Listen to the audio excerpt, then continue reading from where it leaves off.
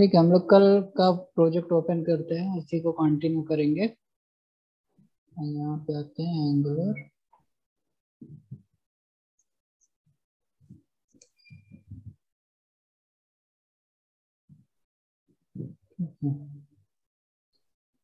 अब देखिए यहाँ पे हम लोगों ने कल समझा था कि ये पेज पे हम काम कैसे करेंगे, है ना। आप कुछ भी यहाँ टाइप करते हो वो हमारे प्रोजेक्ट पे विजिबल होता है। और इसको हम रन कर लेते हैं।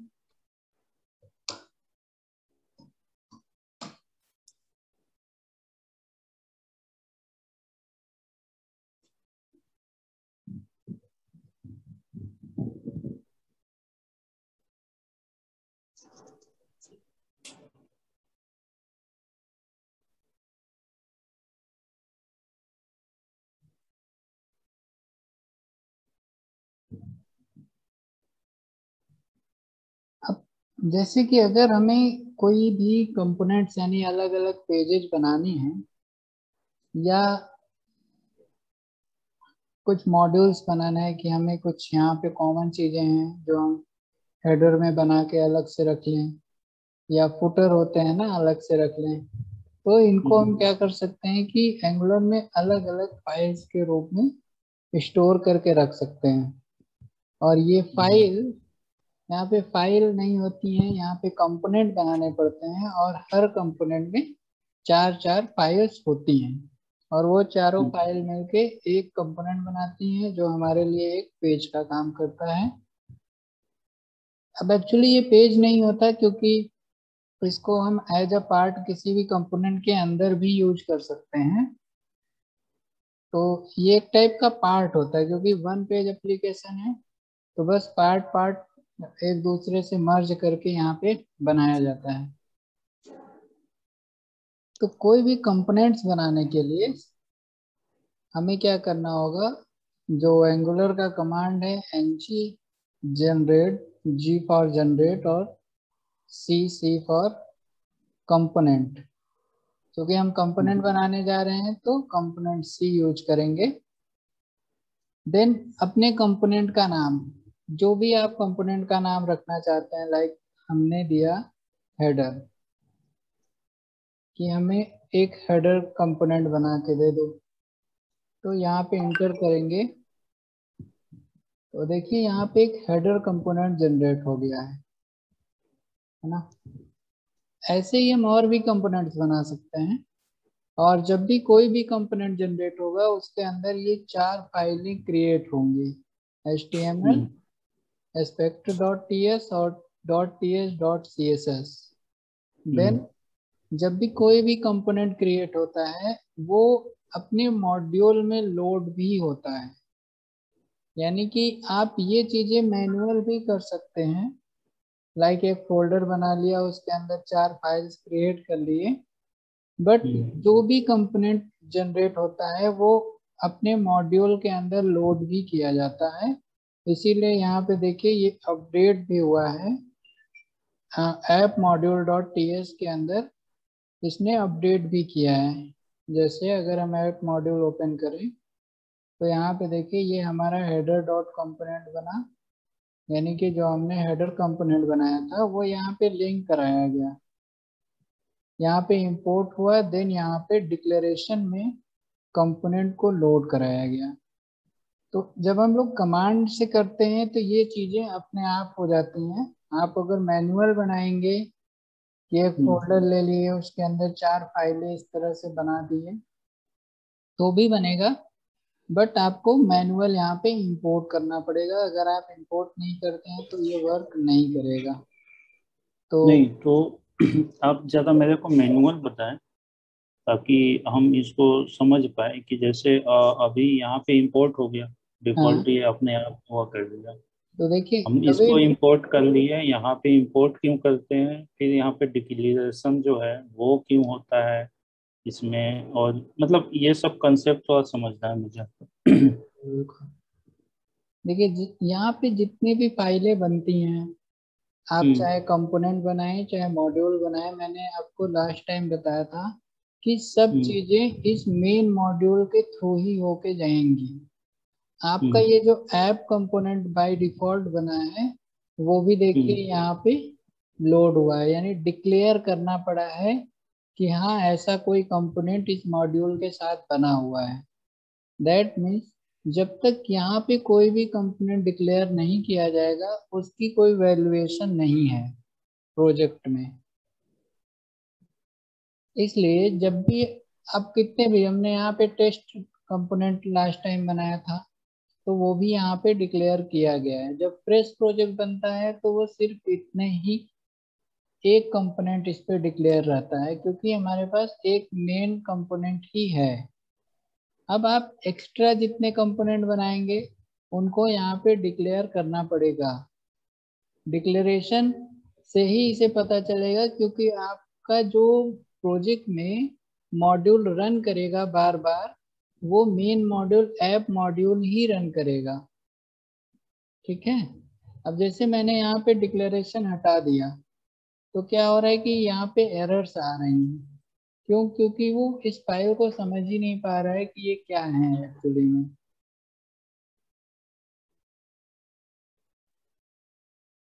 और ये डिक्लेरेशन अपने ही मॉड्यूल में होगा। जब हम आगे चाइल्ड मॉड्यूल बताएंगे तो चाइल्ड मॉड्यूल के भी अलग अलग कंपोनेंट होंगे। वहां पे आप इसे और अच्छे से समझेंगे कि जो कंपोनेंट होते हैं वो अपने मॉड्यूल के साथ ही रन करते हैं। ठीक है। अब जरा इस फाइल को मेरे को थोड़ा फिर से समझा सकते हैं कि हाँ ये ऊपर से मतलब इसके कोड को थोड़ा, इसी के कोड को इस मॉड्यूल मतलब, वाले कोड को।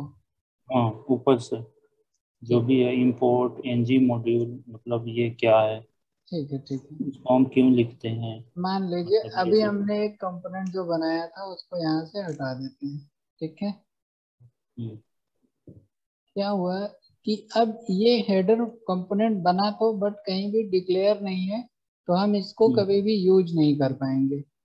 अब इसको यूज करने के लिए अपने ऐप मॉड्यूल में इस कंपोनेंट का डिक्लेरेशन जरूरी होता है। और डिक्लेयर करने के लिए नहीं आप तो हेडर समझा रहे हैं ना अभी। हेडर अभी छोड़िए, मुझे ऊपर से बताइए कि ये जो है, ये जो कोड लिखा हुआ है, ये डिफॉल्ट तो आ जाता है फाइल में, हम्म, बट इसका क्या मतलब है, मतलब जो ऊपर से है ना एनजी मॉड्यूल फ्रॉम ठीक एंगुलर कोड, ठीक ये मुझे थोड़ा समझना है इस फाइल को कि ये क्या इसका प्रोसेस है, इसका मतलब ठीक है। ठीक है। क्यों ऐसे लिखते हैं और क्या मतलब है इसका। देखिए ये एंगुलर कोर जो इंपोर्ट किया गया है इसमें हम्म, आपके एंगुलर की कोर जावा स्क्रिप्ट के फॉर्मेट यानी कि जिसपे ये बाय डिफॉल्ट रन करेगा प्री डिफाइंड लाइब्रेरी इसके अंदर है। जो हमने यहाँ नोड मॉड्यूल के अंदर बहुत से, देखिए यहाँ पे ये एंगुलर है, इसके हम्म, अंदर आप देखेंगे कि कोर होगा, है ना।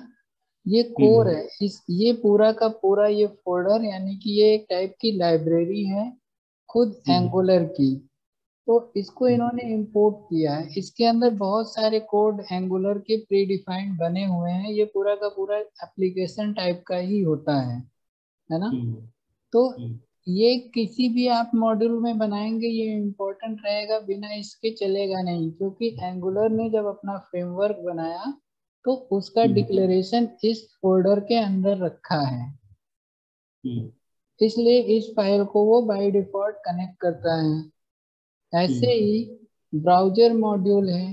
ब्राउजर मॉड्यूल भी एंगुलर का ही पार्ट है। और यहाँ पे प्लेटफॉर्म ब्राउजर होगा। देखिए ये इनका एप्लीकेशन है। ये इनके प्री डिफाइंड एप्लीकेशन छोटे छोटे बने हुए हैं जिनको ये यूज करके एक फाइनल आपको प्रोजेक्ट देते हैं। जैसे कि बहुत सी चीजें, अगर ये चीजें नहीं होती तो हमें हेल्प नहीं मिलती ना, क्योंकि ये जेएस को कन्वर्ट करके हमें टाइप स्क्रिप्ट में प्रोग्रामिंग को अलाउ करता है। इस समय जो आप देख रहे हैं, नॉर्मल हम लोग जब जावा स्क्रिप्ट की बात करते हैं तो वो जावा स्क्रिप्ट होती है। लेकिन यहाँ पे इन चीजों को जावा स्क्रिप्ट को कन्वर्ट कर दिया गया है टाइप स्क्रिप्ट में। यानी कि जब आप एंगुलर में काम करते हैं तो वो आपका होता है टाइप स्क्रिप्ट।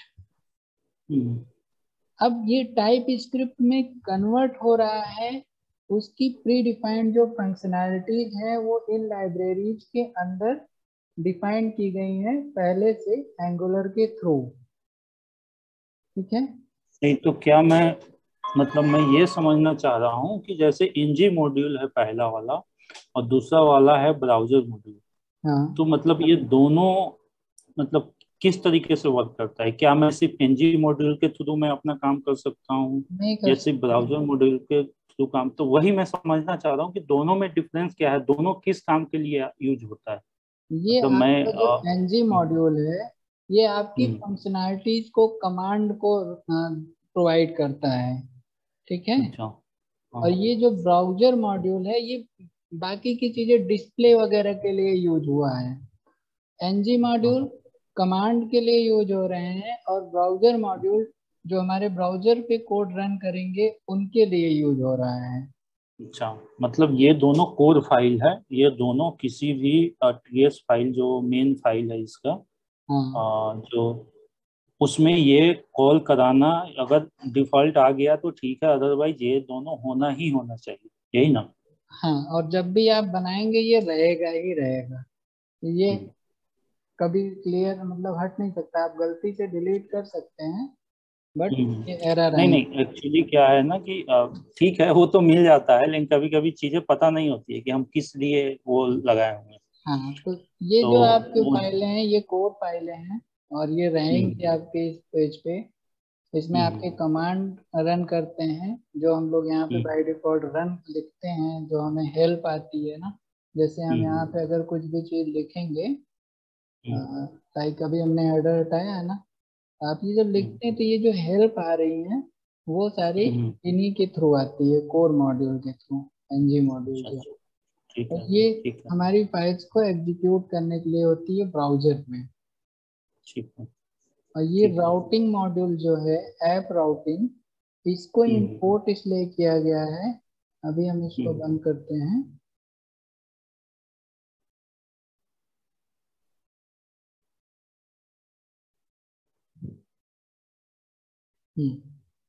ऐप राउटिंग जो ये हमारा है, देखिए ये हम्म, हमारी कोर फाइलें हैं, ये इम्पोर्टेंट है। इसके बाद हम्म, आती है ये ऐप राउटिंग मॉड्यूल। ये राउटिंग हम्म, मॉड्यूल इसलिए बना है, जब हम प्रोजेक्ट कोई भी क्रिएट करते हैं तो एक ऑप्शन हम्म, आता था कि आप राउटिंग रखना चाहते हैं कि नहीं। तो हमने हम्म, किया था यस। यस करने हम्म, की वजह से यहाँ पे राउटिंग क्रिएट हुई। एक्चुअली में ऐप राउटिंग मॉड्यूल ये वाली फाइल है ना। हम्म, यहाँ हम्म, से हम अपनी राउटिंग को डिक्लेयर करेंगे कि कौन सा हम्म, पेज, कौन सा कंपोनेंट किस समय ओपन करना है। हम्म, ये राउटिंग मॉड्यूल जो हमारा यहाँ जनरेट हुआ, इसको मॉड्यूल में इंपोर्ट करना पड़ा है क्योंकि हम्म, सब कुछ मेन मॉड्यूल से ही रन करेगा। तो इसको भी हम्म, हमें यहाँ पे डिक्लेयर करना, इंपोर्ट करना जरूरी था, है ना। इसलिए इसको यहाँ पे इंपोर्ट किया गया। आप इसको नहीं भी कर सकते हैं अगर आपको राउटिंग नहीं चाहिए तो। आप अगर नो कर, राउटिंग क्या, यहाँ पे राउटिंग का मतलब क्या हुआ? राउटिंग का मतलब ये होता है जब भी आप, लिंक। हाँ, जब भी आप किसी भी एक पेज से दूसरे पेज पे जाते हैं, लाइक हाँ, ये हमारा पेज है ना। ये मेरी मेन वेबसाइट मतलब है। एक HTML की भाषा में उसको हम एंकर बोल सकते हैं, एंकर लिंक जो एंकर भी होता है। टैग, हाँ। देखिए HTML में हम लोग क्या करते हैं, डायरेक्ट फाइल का नाम हमें देना पड़ता है ना, फीचर्स डॉट हम्म, एच टी एम एल होता है हम्म, ना। अगर हमें इस पेज को ओपन करना होता तो dot H T M L इस तरह से हम लिखते, तब ये हम्म, पेज रन करता। बट हम्म, एंगुलर में तो फाइल का एक्सटेंशन होता नहीं है, ये हम्म, डायरेक्ट कीवर्ड से रन करता है। आप किसी भी कीवर्ड पे कोई भी पेज रन ओपन करा सकते हैं। यहाँ पे हम्म, एक्सटेंशन इंपॉर्टेंट नहीं होता। एक्सटेंशन जैसा कुछ होता ही नहीं है एंगुलर में। तो ये हम्म, हमें डिफाइन करना होता है कि किस कीवर्ड पे कौन सा कंपोनेंट ओपन करना है वो होती है राउटिंग। यहाँ पे ये जो आ रहा है ये डिक्लेयर कर रहा है कि हाँ इस डॉग टाइप पे कोई ना कोई कंपोनेंट होगा, कि डॉग टाइप जब भी कॉल होगा उस समय आपको यही कंपोनेंट डिस्प्ले करना है। तो ये अच्छा चीज यहाँ से डिक्लेयर होती है राउटिंग से, ये जो फाइल हमने बनाई थी। ठीक है। इसमें हम आगे जब अभी नेविगेशन पे काम करेंगे तो हमें भी यहाँ पे डिक्लेरेशन देना पड़ेगा, नहीं तो सिस्टम को पता ही नहीं चलेगा कि किस कीवर्ड पे क्या ओपन करना है। हम्म तो ये यहाँ पे अगर हम आए तो ये फाइल राउटिंग के लिए है, आप रखना चाहते हैं तो रखेंगे, आपको राउटिंग नहीं चाहिए तो हटा सकते हैं। ठीक है। ये ऐप कंपोनेंट है, ये प्री डिफाइंड ऐप कंपोनेंट आता है। इसको भी हमें अपने एनजी मॉडल में इंपोर्ट करना पड़ेगा, डिक्लेयर करना पड़ेगा। इसलिए ऐप कंपोनेंट को भी ये सिस्टम बाय डिफॉल्ट इंपोर्ट करके दे देता है, यानी कि ये मेन फाइल जो होती है। तो जब आप न्यू फ्रेश प्रोजेक्ट बनाएंगे तो इतनी चीजें आपको मिलती हैं। अच्छा। ये फ्रेश प्रोजेक्ट की बात है, यानी कि ये राउटिंग आपने यस किया है तो यहाँ पे इंपोर्ट हो जाएगा, अगर नो किया है तो ये नहीं रहेगा। बाद में आप बनाएंगे तो आपको यहाँ पे मैनुअल इंपोर्ट करना पड़ेगा। और ये फाइल तो कनेक्ट रहेगी ही रहेगी, क्योंकि ऐप कंपोनेंट ही मेन कंपोनेंट है, तो ये भी इंपोर्ट होके आएगा और डिक्लेरेशन में रहेगा। अब ध्यान एक चीज और दीजिएगा, जितने कंपोनेंट होते हैं उनको यहाँ पे डिक्लेयर करना पड़ता है। और डिक्लेयर डिक्लेयर क्यों करते हैं मतलब? डिक्लेयर मतलब कि बताना पड़ता है कि ये कंपोनेंट हमारे पास हैं। ऐप मॉड्यूल को समझने के लिए यहाँ पे डिक्लेरेशन में जो हमने यहाँ पे फाइल इंपोर्ट की ना, अगर आप यहाँ से हटा देंगे तो इसकी कोई वैल्यूएशन नहीं है। अच्छा अच्छा, मतलब ये तो आपका मतलब इंपोर्ट, मतलब आपने पेज से उसका कनेक्शन बना दिया, केवल लिंक बट बनाया उसको है, हाँ। यूज करने, हाँ यूज करने के लिए उसको डिक्लेयर करना पड़ेगा। जैसे तो अपने जो अभी हम जैसे हमने इस टेस्ट कंपोनेंट को यहाँ पे इंपोर्ट तो किया, लेकिन मैं हम्म, यहाँ डिक्लेयर नहीं किया हूँ, तो देखिए ये ब्लैंक है, यानी ये यूजलेस है। इसका कोई अच्छा, यूज नहीं हो रहा है जब तक आप इसको डिक्लेयर नहीं करते हैं। तो इसका नेमिंग जो है, इसका नेमिंग जैसे टेस्ट कंपोनेंट आ गया, जी, तो मतलब जो हम फोल्डर का नाम देते हैं वो हाँ उसका नाम प्लस कंपोनेंट अपने से ऐड करता है, यही ना? हाँ, मैं आपको इसको इंपोर्ट मैनुअल करके दिखाता हूँ। जैसे ये है और आपको अपना टेस्ट कंपोनेंट यहाँ पे इंपोर्ट करना है, तो आप सिंपल हम्म इस तरह लिखेंगे इंपोर्ट, और यहाँ पे ब्रेसेस बनाएंगे, लिखेंगे कुछ नहीं, क्योंकि अगर आप अपने से लिखेंगे ना तो वो गलत हो जाएगा। अगर अच्छा। टेस्ट अगर मैं लिखूं तो देखिए कुछ नहीं हम्म आ रहा है, हम्म गलत हो जाएगा डेफिनेटली। तो इसको आप ऐसे छोड़ दें, देन यहाँ पे फ्रॉम यूज करें, हम्म डैश स्लैश।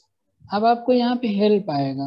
आप देखिए, अगर हम्म टेस्ट आपको इंपोर्ट करना है तो टेस्ट, हेडर करना है तो हेडर, हमें टेस्ट करना है तो टेस्ट में आए, स्लैश हम्म दें। अब टेस्ट डॉट कंपोनेंट फाइल आ गई। हम्म अब आप जैसे ही यहाँ पे टी लिखेंगे, यानी कि जो भी आपका कंपोनेंट का फर्स्ट लेटर है लिखेंगे, तो आपको डायरेक्ट उसी की हेल्प आएगी, आप इसको यहाँ पे लिख सकते हैं। अच्छा, इस ठीक है। तरह से हम इंपोर्ट कर सकते हैं किसी भी कंपोनेंट को। हम्म और जब यहाँ पे आपने इंपोर्ट कर लिया तो अभी इसकी कोई वैल्यूएशन नहीं है, आपको इसको हम्म यहाँ पे डिक्लेयर भी करना पड़ेगा। ये चूंकि हम्म एरे है, ये एरे है, हम्म एरे का कॉन्सेप्ट आई थिंक अभी नहीं पता होगा, जो कि आप बेसिक करते हैं, आगे मैं बताऊंगा एरे वगैरह कैसे काम करता है। बट जहाँ हम्म भी ये इस टाइप का आपको ब्रेसेस मिले ना, एरे, हम्म अगर मैं इसको वन लाइन में लिखूं हम्म तो ये इस तरह से हो जाएगा, ठीक है। हम्म और एरे क्या होता है कि आप कॉमा कर करके चीजों को डिफाइन कर सकते हैं, ठीक हम्म है। यानी कि ये आपका एक एरे बन गया और इसके अंदर आप कुछ भी लिखेंगे उसको कॉमा कर करके लिखते जाएंगे। तो हम्म दैट मीन्स ये डिक्लेरेशन में हमें अपने कंपोनेंट को डिक्लेयर करना होता है, तो हम्म वो चीजें हमने यहाँ पे कर दी। और चूंकि यहाँ पे बाद में बहुत सारे कंपोनेंट लोड होंगे, तो इसको क्या किया जाता है, इंटर इंटर कर दिया जाता है चीज वही। तो इस तरह से हमें सारे कंपोनेंट को यहाँ पे इंपोर्ट करना पड़ेगा।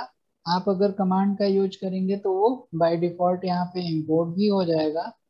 अभी हमें हेडर भी इंपोर्ट करना है, तो हेडर को भी इंपोर्ट कर लेते हैं।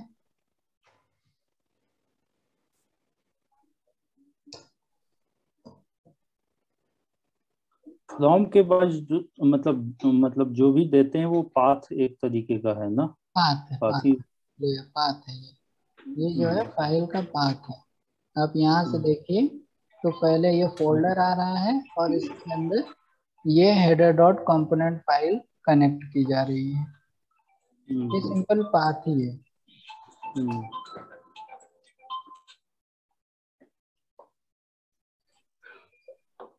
हम्म। तो ये आपके कंपोनेंट जितने भी होंगे वो हम्म, आपके डिक्लेयर किए जाते हैं। ठीक लेकिन है। अगर जितने मॉड्यूल्स होते हैं उनको हम्म, इंपोर्ट किया जाता है। दोनों में डिफरेंस अच्छा। इतना है कि अगर आपने हम्म, कोई कंपोनेंट इंपोर्ट किया है तो वो हम्म, आपको डिक्लेयर करना पड़ेगा। लेकिन अगर आपने कोई मॉड्यूल इंपोर्ट किया है तो वो आपको हम्म। हाँ, तो उसको इंपोर्ट में डालना पड़ेगा। अच्छा, दोनों यहाँ से कैसे पता चलेगा कि कौन कंपोनेंट है कौन मॉड्यूल है? कंपोनेंट अच्छा, जहाँ भी उसके होगा नाम वो से। कंपोनेंट लिखना नाम ही से। होगा। अच्छा अच्छा अच्छा अच्छा और अच्छा, जो ठीक है। मॉड्यूल्स होंगे वो मॉड्यूल होंगे तो मॉड्यूल्स लिखे होंगे, हाँ, हाँ। ठीक है। तो वो ठीक है। ठीक। इंपोर्ट करने पड़ेंगे। ठीक है, मतलब कंपोनेंट को डिक्लेयर करते हैं, मॉड्यूल को इंपोर्ट करते हैं। जी, बहुत से मॉड्यूल्स होते हैं। जब आप यहाँ पे कॉमा दे के आगे लिखेंगे, जैसे कि हम्म, फॉर्म मॉड्यूल्स होता है, आई थिंक, तो यहाँ हेल्प आएंगे फॉर्म हम्म, मॉड्यूल। तो जैसे ही आप इंटर करेंगे इसको तो यहाँ इंपोर्ट हो गया और ऊपर भी देखिए इंपोर्ट हो गया। बट तो अब ये फॉर्म मॉड्यूल ऑलरेडी इसमें नोड मॉड्यूल में मतलब होगा फोल्डर उसका ना? हाँ हाँ, बिल्कुल यहाँ पे है एनजी हम्म, मॉडल में, इसीलिए वो हम्म, कनेक्ट है ताकि आपको चीजें मिल सकें। तो फॉर्म हम्म। मॉड्यूल आगे समझेंगे, अभी हमें नहीं जरूरत है। फॉर्म हाँ सिंपल सी हाँ, बात है, ठीक। फॉर्म बनाना है हमको, उसके लिए ठीक यूज है। होता ठीक है। तो बहुत से मॉड्यूल्स होते हैं, तो जितने भी है। मॉड्यूल हम यूज करेंगे वो हमारे इंपोर्ट किए जाएंगे, और जितने भी हम्म, कंपोनेंट यूज किए जाएंगे करेंगे हम वो डिक्लेयर किए जाएंगे। ठीक है। बाकी प्रोवाइडर है, बूट स्ट्रैप है, इन चीज़ों को हम आगे समझेंगे कि प्रोवाइडर में भी हमें कुछ चीज़ जब हम कोड डालेंगे तो उसको समझ लिया जाएगा। देन आगे कुछ नहीं है, सिंपल ये एक्सपोर्ट क्लास है, ऐप मॉड्यूल है। मेन यहाँ पे ये किस लिए होता है एक्सपोर्ट क्लास? बहुत सी चीजें, अब जैसे बड़ा जब प्रोजेक्ट होगा ना, कुछ चीजें अभी आपको एक्सपोर्ट भी करनी पड़ती हैं, एक जगह से दूसरी जगह पे ले जाने के लिए एक्सपोर्ट करना पड़ता है। तो जब मैं वहां हम्म, पे बताऊंगा तो इस चीज को क्लियर करूंगा कि इसका कहाँ पे ठीक है। यूज है। ठीक है। ठीक है। ठीक। क्योंकि अभी एक्सपोर्ट वगैरह काफी अंदर की चीजें हो जाएंगी। मेन नहीं अभी नहीं, आप बस इतना मुझे ये समझिए। फाइल का वो समझना था, जैसे मेरे को कुछ कंफ्यूजन था। जैसे हाँ, ये हम कैसे इंपोर्ट क्यों करते हैं, और ये फाइल ऊपर का मैं देखता हूँ क्योंकि मैं भी एक दो प्रोजेक्ट कर रहा था तो सीख रहा था। तो उसमें मैं जैसे ही क्रिएट करता था तो ये डिफॉल्ट आता था। तो हम्म, मुझे कंफ्यूजन होती थी कि ये क्यों है क्या है, तो मैं सोच लेता था कि भाई इसी का फाइल होगा तो होगा। तो अभी जैसे आप बता रहे हो कि यहाँ पे इंपोर्ट करते हैं, कंपोनेंट ऐसे होता है, मॉड्यूल ऐसे होता है, फिर मैं ये भी नहीं समझ पाता था कि डिक्लेयर क्या करना है, इंपोर्ट क्या करना है, मतलब जो नीचे है। तो आपने जैसे समझाया कि कंपोनेंट में डिक्लेयर, कंपोनेंट डिक्लेयर में होता है, इंपोर्ट मॉड्यूल होता है। तो अभी बहुत सारी चीजें इस पे क्लियर हो गई, इसीलिए मैं बोला था थोड़ा लाइन बाय लाइन समझा दें तो। सही है, जहाँ पे कंफ्यूजन हो उसको समझते चलिए। हम्म, हम्म, ठीक है, तो अब जितने भी हम कंपोनेंट बनाते हैं वो डिक्लेयर हो हम्म, गए, इंपोर्ट हो गए। अब इनको आप इस प्रोजेक्ट पे कहीं भी यूज कर सकते हैं। लाइक आपको यहाँ यूज करना है तो जैसे हमने टेस्ट को यूज किया ऐसे ही आप हेडर को भी यूज कर सकते हैं, बस हेडर की आईडी आपको लेनी पड़ेगी। ये जो app.module.ts है, ये हाँ, एक मास्टर, मतलब समझिए मास्टर है ना, मास्टर मॉड्यूल है। कि ये यहाँ पे डिक्लेयर कीजिए, आप कहीं भी यूज कर लीजिए। बिल्कुल, अच्छा, ठीक है। यहाँ डिक्लेयर होगा तो ये अपने हम्म, आप हर जगह आपको इसका रेफरेंस प्रोवाइड एक्सेस दे करेगा। देगा, हाँ हाँ हाँ, ठीक है ठीक है। और अगर यहाँ डिक्लेयर नहीं है तो आपको कहीं पे भी वो इसका एक्सेस नहीं मिलेगा। तो अब आपको हेडर अगर कहीं भी यूज करना है तो सिंपली आप उसकी आईडी ले सकते हैं, सेलेक्टर में उसकी आईडी होती है। हम्म, अब अब जैसे कोई भी कंपोनेंट बनाए तो इसको भी मैं क्लियरली समझा ही देता हूँ एक बार, है ना। ये जो हम्म, हेडर कंपोनेंट आपने बनाया इसके अंदर 4 फाइलें जनरेट हुई, तो ये तो आईडी हम्म, आ जाती है। दूसरा टेम्पलेट यूआरएल में उसका एचटीएमएल वाला पेज आता है, जो यहाँ पे हम्म, एचटीएमएल पेज है। और हम्म, इसके बाद component dot C S S page आता है। इन हम्म, दोनों चीजों को यहाँ पे कनेक्ट करने के लिए स्टाइल यूआरएल और टेम्पलेट यूआरएल को यहाँ पे डिफाइन किया गया है। बाकी इसमें कुछ नहीं होता, सिंपल सा है, ये कंपोनेंट का नाम है, इम्प्लीमेंट किया गया है। ऑन इनिट को ऑन इनिट यहाँ से मिल रहा है जो कि कोर का ही पार्ट है। यहाँ पे ऑन इनिट भी इंपोर्ट किया गया क्योंकि हमें जरूरत थी। देखिए यहाँ पे ये लोड करना होता है ना। हम्म, अभी जब हम इसका बैकएंड समझेंगे तो उसमें हम्म, ये जो मेन चीज ये है ng ऑन इनिट, इसी को यहाँ से कोर से इंपोर्ट किया गया है और यहाँ पे इम्प्लीमेंट करने के बाद हम यहाँ पे इसको यूज कर पा रहे हैं। और इसका अच्छा, यूज इसलिए होता है जब भी कोई भी पेज फर्स्ट टाइम लोड होगा उस समय हम्म, सबसे पहले ये वाला फंक्शन चलेगा। यानी कि जब पेज लोड हो रहा होता है पहली बार, उस हम्म, समय ये वाला फंक्शन चलता है, उसके बाद ही ये पेजेस एचटीएमएल के हमारे लोड होते हैं। और अच्छा, यहाँ पे एक कंस्ट्रक्टर होता है, कंस्ट्रक्टर इससे भी पहले रन करता है।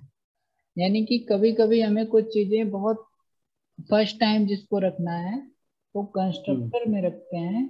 और नॉर्मल अगर चीजें लोड करानी है तो हम ऑन इनिट में रखते हैं। ये हम्म, बैकएंड का पार्ट है, जब हम लोग एपीआई लगाएंगे उसमें इसको अच्छे से समझेंगे। अभी हमें कंपोनेंट समझना है, एचटीएमएल को समझना है। ठीक है। बट आप फाइल स्ट्रक्चर पूछ रहे थे तो मैंने एक बार इसको क्लियर कर दिया। नहीं नहीं, करने सही लगे है ना। फिर बताऊंगा हम्म, इसको कि इनका हम्म, यूज कैसे हो रहा है। ठीक है ठीक अब हमें इसकी आईडी चाहिए, हमने यहाँ से आईडी इसकी उठाई है। और अपने कंपोनेंट डॉट एचटीएमएल में यूज किया। यहाँ पे आते हैं और ये जो आईडी बनता है, इसको ये यहाँ पे टैग के हिसाब से काम करता है ना। हम्म अच्छा, आईडी मतलब हम टैग के बेस, टैग बना करके यूज कर सकते हैं आईडी को।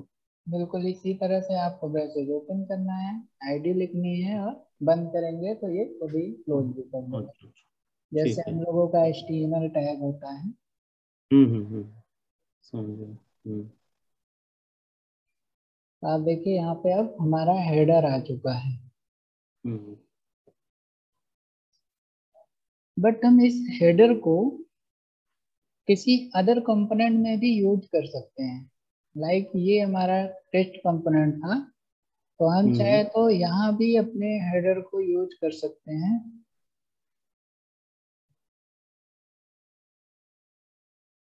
देखिए, तो अब क्या हो रहा है कि यहीं पे आया हेडर वर्क, लेकिन ये दोनों कहाँ पे हैं, टेस्ट कंपोनेंट के अंदर हैं। हम्म, तो ठीक है। ये जो एनजी मॉड्यूल में हमने इसको डिक्लेयर कर दिया था, इसी हम्म, वजह से ये सब पॉसिबल हो पा रहा है कि हम हम्म, किसी भी कंपोनेंट को किसी भी अदर कंपोनेंट में यूज कर पा रहे हैं। हम्म। ये हमें एक अच्छा, रेफरेंस तो प्रोवाइड ये कर। सब चीजें जो हम जो मास्टर में यूज कर रहे हैं ऐप मॉड्यूल में, तो हाँ, अगर मुझे कुछ चीजें होगा जो कि मुझे किसी दूसरे एलिमेंट के बेस पे वो चाहिए होगा। जैसे कोई हमें जैसे हेडर है, तो हेडर में मुझे ऐसा था, ऐसा होना होगा कि जैसे हेडर आए तभी वो टेस्ट आए, हेडर ना आए तो टेस्ट ना आए। तो उस कंडीशन में क्या हम ऐप डॉट मॉड्यूल में इंपोर्ट करेंगे या उस दोनों को ही लिंक करेंगे सिर्फ? मैं एक बार आप फिर से बताइए कि लाइक ये हेडर है, हम्म। अगर आपने हेडर बनाया तो हेडर तो हमेशा रहेगा ना प्रोजेक्ट पे। हाँ, मतलब मैं हेडर की बात नहीं कर रहा हूँ, कुछ ऐसे एलिमेंट होंगे मतलब वेबसाइट में हम्म, जो कि एक दूसरे के लिए ही होंगे। जैसे वो कोई मतलब कोई एलिमेंट होगा मतलब स्पेसिफिक, उसके लोड पे ही वो चीज दिखेगा, अदरवाइज वो नहीं आएगा तो वो भी नहीं आएगा। तो बिल्कुल। मेरे बेसिकली मेरा कहने का मतलब ये है कि हम क्या मास्टर में ही लिंक कर सकते हैं या एक कंपोनेंट दूसरे कंपोनेंट में आपस में भी कर सकते हैं, मैं ये आप पूछ रहा हूँ। आपस में भी कर सकते हैं। देखिए हमने यहाँ पे जो इंपोर्ट किया, ये हाँ। ये तो देखिए ये एक टेस्ट कंपोनेंट था। अगर आप हाँ। हेडर को यहाँ से हटा दें, हम्म। ये अब हमने हेडर को मास्टर में नहीं किया है, हम्म। हेडर को एक चाइल्ड कंपोनेंट में ही किया है, लेकिन वो आ रहा है। अब जब भी आपका ये टेस्ट कंपोनेंट यूज होगा उसी समय हेडर वर्क करेगा, अदरवाइज नहीं करेगा। अच्छा, ठीक है ठीक है। बट यानी लेकिन डिक्लेयर मास्टर में करना ही करना पड़ेगा, इंपोर्ट करना पड़ेगा मास्टर। डिक्लेरेशन मॉड्यूल में होगा ही होगा, अच्छा, ठीक है। तभी ये रेफरेंस हर जगह मिल पाएगा। अच्छा, ठीक, ठीक है ठीक है, समझ गया।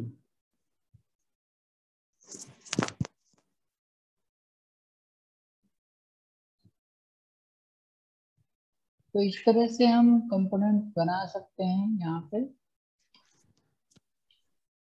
अब इन कंपोनेंट को डायनेमिक भी करना होता है, बट वो क्या है कि बैकएंड का पार्ट होगा, कभी कभी कि क्लिक होने पे ही कुछ चीजें आए, तो वो सब हम्म। अभी हम बैकएंड नहीं बताएंगे। पहले इन चीजों को समझ लें कि कंपोनेंट कैसे क्रिएट करने हैं, हम्म।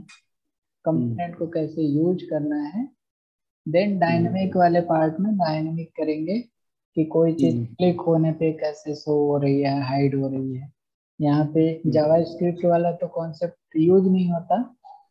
हम्म। ये जावा स्क्रिप्ट का ही पार्ट है, लेकिन उसका भी बहुत ही एडवांस वर्जन है। आपने जावा स्क्रिप्ट पे डेफिनेटली काम किया है, लेकिन आप देखिएगा जो काम वहाँ पे काफी कोड लिखने के बाद होता था, यहाँ पे बस 2 वर्ड में हो जाएंगे, हम्म। क्योंकि यहाँ पे चीजों को पहले से ही डिफाइन कर दिया गया है। आपको सिंपल सिंपल कॉन्सेप्ट यूज करने हैं और चीजें बनती चली जाती हैं। अब जैसे कि अब हमें अपना हेडर यहाँ पे यूज करना है, कोई भी हम पेज बना रहे हैं तो हेडर रहेगा। टेस्ट कंपोनेंट हमें नहीं चाहिए, हम यहाँ से हटा देते हैं। ये राउटर मॉड्यूल है। देन हेडर वर्क कर रहा है, थोड़ा सा एक डिजाइन ले लेते हैं ताकि हेडर हेडर की तरह लगे।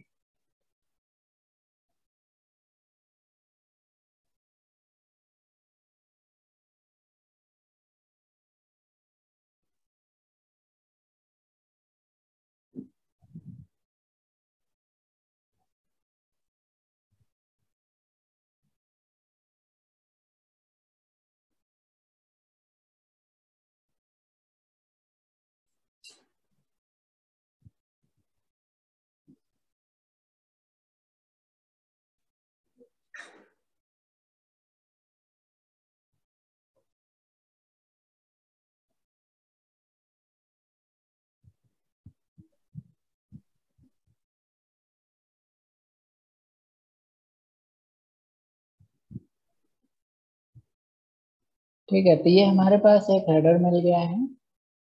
हम्म। इसके नीचे हमारे कंटेंट आते हैं।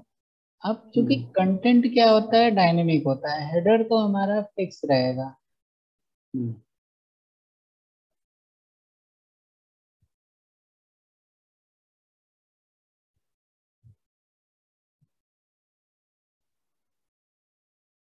हेडर हमारा फिक्स रहेगा, कंटेंट चेंज होंगे तो जो चेंज होता है ना वही हमारा चेंज कहाँ पे होता है, ये जो हमारा राउटर आउटलेट होता है इसी पे हमारे सारे चेंजेज होते हैं।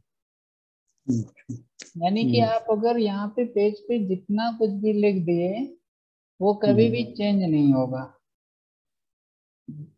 ये चीजें अब कभी चेंज नहीं हो सकती हैं, आप कितना भी यूआरएल चेंज करेंगे ये फिक्स रहेगा। आपकी चीजें केवल चेंज हो सकती हैं राउटर आउटलेट के अंदर। तो इसीलिए क्या किया जाता है, सिंपल इस मेन कंपोनेंट पे एक हेडर रखेंगे और उसके बाद ये हमारा राउटर आउटलेट हम रख देंगे।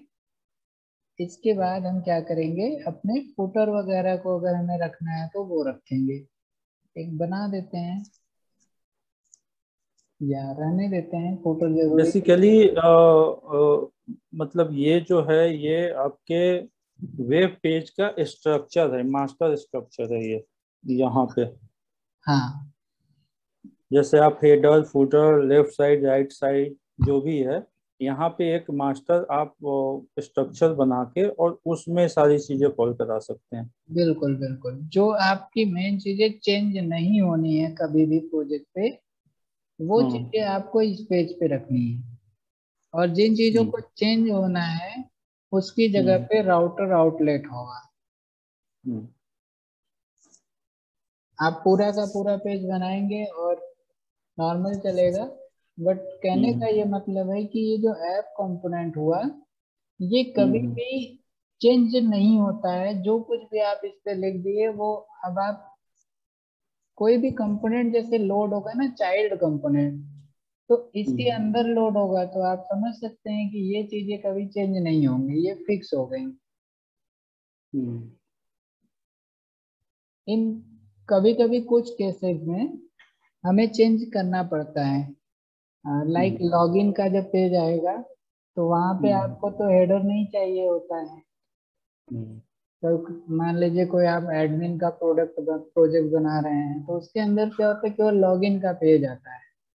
और हम्म अगर आपने इस जगह पे हेडर रख रखा है तो क्या होगा कि हेडर अब आप हटा नहीं सकते हैं।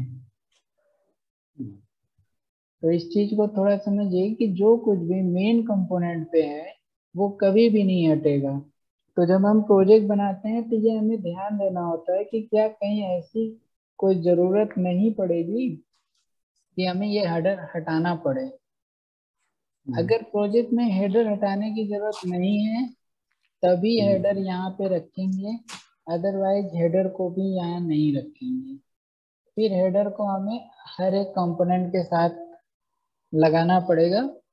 उस टाइप का भी प्रोजेक्ट बनाएंगे, पहले हम समझ के चलते हैं कि हेडर जो है फिक्स है, इसको हमें प्रोजेक्ट में नहीं हटाना है ना। ठीक है।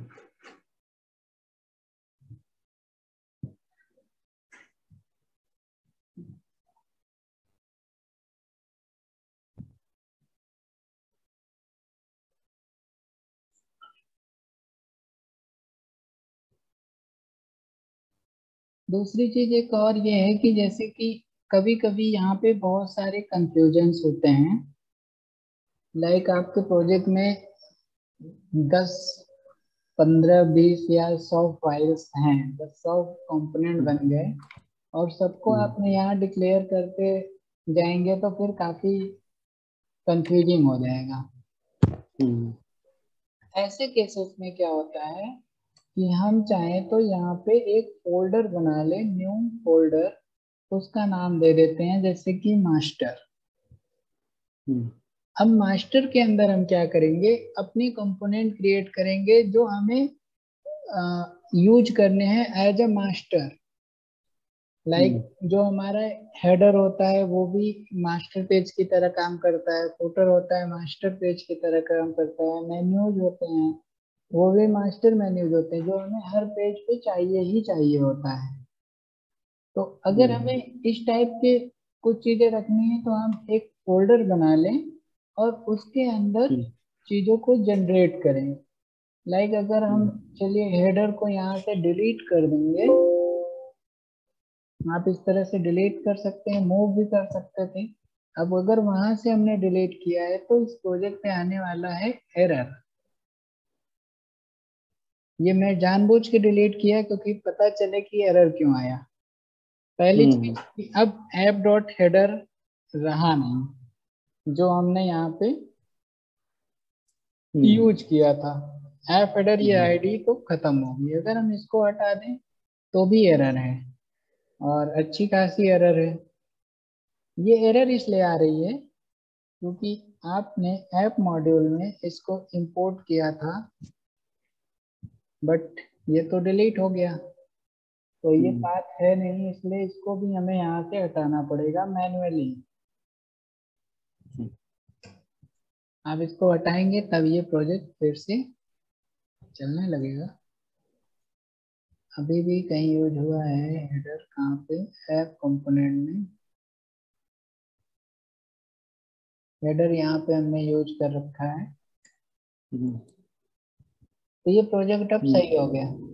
दैट मीन्स आईडी हम्म नहीं है तो एरर आएगी ही आएगी। अब हम चाहते हैं कि ये जो हमने मास्टर फोल्डर बनाया है, जो हमारे मास्टर कंपोनेंट्स हैं वो इसके अंदर क्रिएट हो, ना डायरेक्ट क्रिएट हो। तो बस उसके लिए आपको एक चीज का ध्यान रखना है, जब आप बनाएंगे तो यहाँ पे ng जनरेट कंपोनेंट, कोई भी कंपोनेंट बनाएं। अगर आप डायरेक्ट कंपोनेंट का नाम देंगे तो वो डायरेक्ट जनरेट होगा। अगर आप किसी डायरेक्टरी के अंदर जनरेट करना चाहते हैं तो उस डायरेक्टरी के साथ इसको जनरेट करें। लाइक यहाँ पे हम देंगे मास्टर स्लैश हेडर। अब आप मास्टर स्लैश हेडर जब लिखेंगे दैट मीन्स ये हमारी बेस डायरेक्टरी हुई, और हम्म आपको इसके अंदर कंपोनेंट जनरेट करना है। तो हमने इंटर किया तो अब ये फिर से 4 फाइलें क्रिएट किया। एक फाइल को ऐप मॉड्यूल में अपडेट भी किया। आप यहाँ पे देखेंगे कि ये header component with master URL के साथ इंपोर्ट हो गया है, और यहाँ पे डिक्लेयर भी कर दिया गया।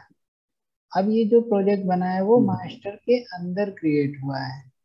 अगर हम एक और जनरेट करें, ng generate component master slash menu, या साइड मेन्यू, मेन्यू कुछ भी कर सकते हैं।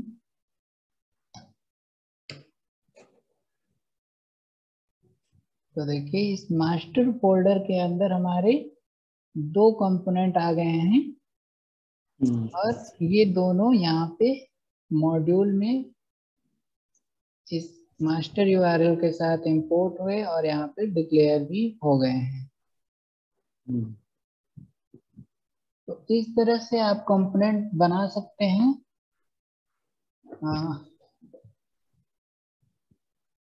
विथ फोल्डर, यानी कि आपको ग्रुप में रखना है चीजों को, कि आपको अच्छा, ये इसको जैसे आपने मास्टर बनाया, मास्टर के अंदर 2 कंपोनेंट और बनाया, सब कंपोनेंट, तो हाँ, क्या हम जैसे आपने मास्टर एक फोल्डर बनाया, तो क्या हम्म, मैं मास्टर एक कंपोनेंट बना रहा हूँ और हम्म, उस मास्टर कंपोनेंट के अंदर 2 फोल्डर, मतलब 2 और सब कंपोनेंट बना सकता हूँ? वैसे नहीं वैसे चल बना सकता सकते, है? नहीं बना सकते। लाइक ये हमारा टेस्ट एक कंपोनेंट है, और आप चाहते हैं कि हम्म इसके अंदर हम और 2-3 कंपोनेंट बनाएं, तो वो नहीं हाँ हाँ चलेगा, वो एरर आ जाएगा आपके प्रोजेक्ट में। अभी मैं अच्छा जनरेट करूंगा ना, जनरेट तो हम्म हो जाएगा, बट ये एरर आएगा। हम्म मैं दिखाता हूँ हम्म आपको। अगर हम यहाँ पे ng जनरेट और कंपोनेंट एक लेते हैं, कहाँ पे, टेस्ट फोल्डर, क्योंकि है तो ये भी एक फोल्डर ही, जनरेट तो ये कर देगा जरूर। टेस्ट हम्म स्लैश डेमो कंपोनेंट, अगर हम इसको इंटर करें हम्म तो देखिए ये जनरेट हुआ, सब कुछ सही हम्म रहेगा बाय डिफॉल्ट। हम्म लेकिन आपको कभी भी इस तरह से नहीं करना है। इसका नुकसान ये होगा बाद में कि नॉर्मल प्रोजेक्ट में ये चल भी जाएगा, बट आप जब क्रिटिकल प्रोजेक्ट बनाएंगे वहां पे इसके जैसे कि बार बार इसको इंपोर्ट करना पड़ता है ना चीजों को। अगर ये नॉर्मल प्रोजेक्ट है तो ये चलेगा, बट कभी कभी हम लोग, अभी मैं आपको कंपोनेंट बता रहा हूँ, कल ही आपको मॉड्यूल्स बताऊंगा। जैसे ये मेन कंपोनेंट है, इसके चाइल्ड कंपोनेंट हम लोग बना रहे हैं, बट आगे क्या होगा, मेन मॉड्यूल है, इनके चाइल्ड मॉड्यूल भी बनेंगे। लाइक अगर लॉगिन है तो लॉगिन एक टाइप का मॉड्यूल होता है। मॉड्यूल के अंदर क्या होगा कि साइन अप होगा, रजिस्ट्रेशन होगा, फॉरगेट पासवर्ड होगा, ये सारे क्या होते हैं, एक मॉड्यूल होते हैं। और एक यूजर मॉड्यूल हो जाता है, एडमिन एक मॉड्यूल हो जाता है ना। तो जब आप मॉड्यूल लेवल पे काम करेंगे उस समय ये एरर आएगा, ये नॉर्मल एरर नहीं आएगा, और ये बेस्ट प्रैक्टिस नहीं है, आपको इस तरह नहीं करना है। आप चलाएंगे ये चलेगा, बट मैं आपको आगे जब मॉड्यूल बनाऊंगा वहां पे दिखाऊंगा कि ये एरर कैसे जनरेट करेगा। ठीक है, तो कभी भी कोशिश ये करनी है कि कंपोनेंट के अंदर कंपोनेंट नहीं बनाना है। अगर हमें बनाने हैं कंपोनेंट तो या तो हम फोल्डर के अंदर बनाएंगे, या जब हम मॉड्यूल बनाएंगे तो मॉड्यूल के अंदर बनाएंगे। तो ये जो आप बता रहे हो कि चाइल्ड मॉड्यूल होता है, ये चाइल्ड मॉड्यूल हम कैसे बनाएंगे फिर? उसको मैं कल बताऊंगा, आज कंपोनेंट की ठीक बात समझिए। ठीक है, ठीक। नहीं नहीं, चाइल्ड मॉड्यूल मतलब कि चाइल्ड कंपोनेंट भी बनता है क्या? चाइल्ड का मतलब ये हो गया, जैसे ये हमारा मेन कंपोनेंट है ना, ऐप कंपोनेंट मेन कंपोनेंट है। इसके अलावा आप जितने भी कंपोनेंट बना रहे हैं उसको बोला जाता है ये सब चाइल्ड कंपोनेंट है, क्योंकि ये अच्छा अच्छा। इसी के अंदर ही वर्क करेंगे। तो इसका एक टाइप का ये चाइल्ड ही हुआ। इसी तरह ये जो मेन मॉड्यूल है, आप जब आगे मॉड्यूल बनाएंगे तो उसको चाइल्ड मॉड्यूल बोला जाएगा, क्योंकि वो मॉड्यूल भी यहीं से वर्क करेगा, इस पे कनेक्ट होगा, उसके बाद ही वर्क करेगा। तो ये चीज थोड़ा सा ध्यान रखना है, कभी कभी गलती से हो जाता है। तो कभी भी कोशिश ये करनी कि कंपोनेंट के अंदर कंपोनेंट ना बनाएं। आपको ये समझना है कि ये एक पूरा का पूरा पेज है, और जब आप इस चीज को समझेंगे कि ये एक पेज है तो एक पेज के अंदर दूसरा पेज नहीं बना सकते हैं। सही बोले। ये हमें भले फोल्डर दिखता है, बट हमारे लिए एक पूरा का पूरा पेज होता है। ये सब मिलके एक पेज ही जनरेट करते हैं। तो हमें किसी भी कंपोनेंट के अंदर कंपोनेंट नहीं बनाना है। आपको अगर बनाने हैं तो फोल्डर ले लीजिए, या मॉड्यूल लेवल पे काम होगा तो मॉड्यूल ले लेंगे। जाहिर सी बात है, हमें मेन मेन चीजें रखनी ही पड़ती है मॉड्यूल के अंदर। अब हम लॉगिन एक पूरा का पूरा मॉड्यूल बनाएंगे, उसके अंदर ही सारा चीजें रखेंगे, बट तो मास्टर। मॉड्यूल और कंपोनेंट में बेसिक अंतर ये है कि मॉड्यूल जो होता है वो उसमें प्री कुछ बने हुए फंक्शनलिटी होते हैं, यही ना? नहीं, देखिए मॉड्यूल जो होता है वो अपने अंदर के कंपोनेंट को एक्सेस प्रोवाइड करता है बाकी की चीजों का। जैसे बहुत सी चीजें जो प्री डिफाइंड है, आप सही कह रहे हैं, बट जैसे यहाँ पे जो भी कुछ भी राउटिंग हुआ, ऊपर आते हैं, ये कोर वगैरह क्या है कि हमारे मॉड्यूल में लोड होते हैं, और हमारा मॉड्यूल ही एक्सेस देता है अपने कंपोनेंट्स को इन चीजों को यूज करने के लिए। तो जब हम कोई अदर मॉड्यूल बना देंगे तो वो पूरी तरह से इस सारे एक्सेस कट जाएगा। वो केवल अपने अंदर की ही चीजों को एक्सेस दे पाएगा, अपने बाहर एक्सेस नहीं दे सकता है। लाइक अगर मैं यहाँ पे एक मास्टर मॉड्यूल बना देता तो वो मॉड्यूल क्या करता, केवल इन दोनों को ही चीजें अलाउ कर पाता। अगर इनको यहाँ से इस टेस्ट के अंदर यूज करना होता तो उस समय नहीं हो पाता। अगर ये मास्टर एक मॉड्यूल बना होता तो। ये कल हम लोग और अच्छे से समझेंगे कि मॉड्यूल कैसे वर्क कर रहा है। बस ठीक। मॉड्यूल की फंक्शनैलिटी इतनी है कि वो अपने अंदर चीजों को प्रोवाइड करता है, बाहर भी जाता है, लेकिन उसके तरीके दूसरे होते हैं। तो ये जो मेन मॉड्यूल है, ये अपने अंदर का मतलब ये होता है जितने कंपोनेंट यहाँ पे डिक्लेयर हैं, ठीक है, जितने कंपोनेंट डिक्लेयर हैं वो उन्हीं के अंदर चीजों को एक्सेस करा पाएगा, इसी के अंदर आपको चीजें मिलेंगी, आप एक्सेस कर सकते हैं। आप अगर कोई भी चीज यहाँ से हटा देंगे तो अब इस मॉड्यूल का जो डिस्ट्रीब्यूशन है केवल इन दो कंपोनेंट पे है। अगर आप किसी तीसरे कंपोनेंट को आके कुछ एक्सेस करेंगे तो वहां पे एक्सेस आपको नहीं मिलेगा। इसलिए सारे कंपोनेंट को हमें अपने मॉड्यूल के अंदर डिक्लेयर करना पड़ता है। तो आप इस तरह से चाइल्ड वाइज भी बना सकते हैं ताकि आपके पेजेस जो हों एक जगह सिस्टमैटिक वे से रखे हों। देन इन पेजेस को भी आप जब जाएंगे तो यहाँ पे उनके सिलेक्टर मिल जाएंगे और इनको आप अभी भी जहाँ चाहे वहाँ एक्सेस कर सकते हैं। पहले की तरह कोई भी प्रॉब्लम नहीं होगी।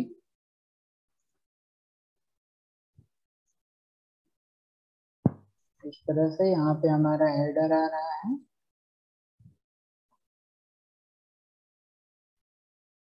और मेन्यू वगैरह है। जैसी आपको जरूरत पड़ेगी उस हिसाब से आप यहाँ से कॉल कर सकते हैं। ठीक है फ्रेंड्स, तो आज के लिए बस इतना ही रखते हैं और मिलते हैं नेक्स्ट लेक्चर में। So thanks for watching. Keep learning guys and do not forget to like, share and subscribe.